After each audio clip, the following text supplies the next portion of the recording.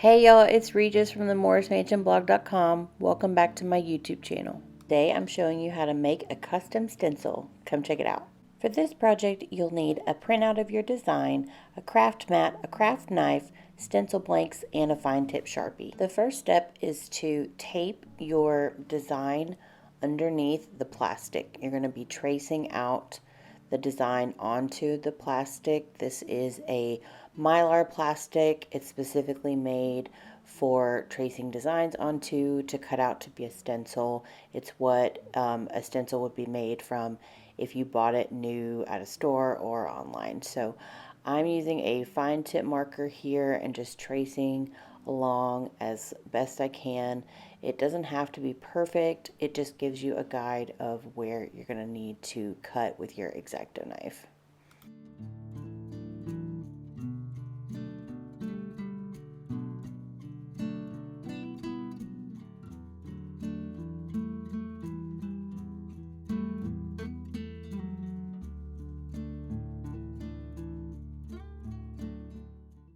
The next step is to get your X-Acto knife and to carefully trace along those lines that you just drew with your Sharpie.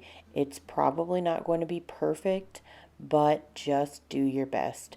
I actually made my upper leaves where they're really close to that top leaf a little bit thinner, just so that it would be a little bit meatier when I was painting.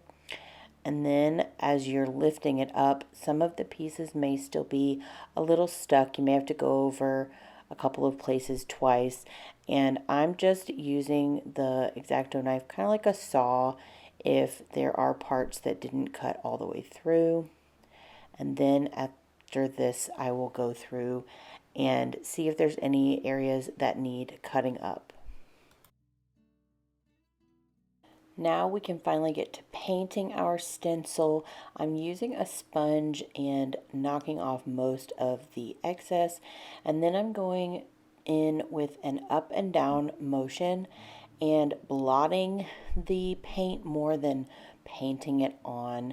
And I'm trying to, as I push down, to kind of really press the paint into all of the areas, especially around the lines of the stencil.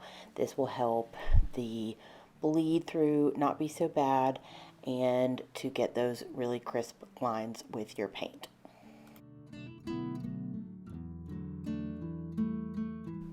Another tip is if you are going to be using this on a floor tile or on a wall and you've chosen a repeating pattern, consider adding registration marks, which are just lines that would repeat the design that will help you easily line it up to stencil the next part so that your design is seamless.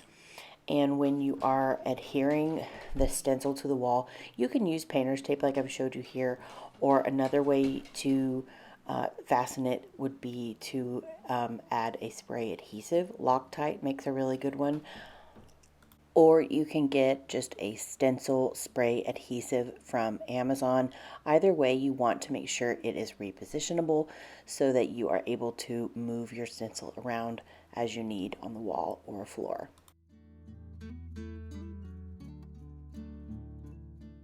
When you finish painting and you're removing the stencil, you want to do it when the paint is wet. And look how cute she is. I think I need merch that says that line because I say that at the end of every video and at the end of every project. So stay tuned to see where I use this stencil. I'm not sure yet, but I love the design. Thank you so much for stopping by the mansion, and I'll see you next time.